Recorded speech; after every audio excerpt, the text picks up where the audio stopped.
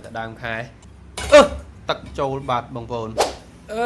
đam khai mấy đã càng nghe mau tiết đấy bông vồn ơi bà chờ đào coi nè đã tật phật tí sân bà ơi đằng càng nghe tên mấy đã là hốt ở tại đam khai tật trâu bạt bông vồn ok ពាក់ព័ន្ធនឹងបញ្ហាចូលទឹកអំបញ្ញមិញនេះតើយើងមានដំណោះស្រាយបែបណាអញ្ចឹងដំណោះស្រាយទី1បងប្អូនត្រូវចុចប៊ូតុង power ឲ្យជាប់រហូតទាល់តែម៉ាស៊ីនរបស់បងប្អូនរលត់ទាំងស្រុង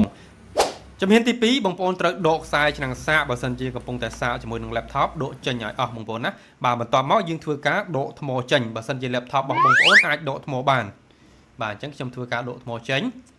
ជំហានទី3បងប្អូនសូមយកក្រណាត់ស្ងួតឬក៏กระดาษជូនមាត់យើងហ្នឹងបាទយកមកផ្ដិតកន្លែងណាដែលមានទឹកនៅលើ laptop យើងហ្នឹងហើយក៏បញ្ជាក់ទៅកាន់បងប្អូនផងដែរបាទកុំទាន់អាចចុចបើកបាទទោះបីយើងមើលទៅឃើញថាស្ងួតហើយនៅលើ keyboard នៅលើអីហ្នឹងប៉ុន្តែយើងអត់ដឹងថានៅខាងក្នុងវាបានជ្រាបទៅដល់ឬអត់ទេបន្តមកយើងចូលមកជំហានទី4ដែលជាចំណុចសំខាន់បាទហើយក៏ជាជំហានមួយដែលពិបាកធ្វើផងដែរដោយសារតែយើងត្រូវដោះគ្រឿងចេញឲ្យអស់ហើយនឹងធ្វើការសម្អាតទៅលើ mainboard ត្រង់ចំណុចនេះបងប្អូនគួរតែស្វែងរកអ្នកជំនាញដើម្បីប្រឹក្សាយោបល់ក្នុងការជួសជុលឬក៏ស្វែងរកទីតាំងណាដែលបងប្អូនទុកចិត្តហើយធ្វើការជួសជុលវាជាចុងក្រោយអរគុណពុកម៉ែបងប្អូនទាំងអស់គ្នាដែលបានទស្សនាវីដេអូនេះបើសិនជាបងប្អូនមានចម្ងល់អាច comment ខាងក្រោមបានបាទអរគុណជម្រាបលា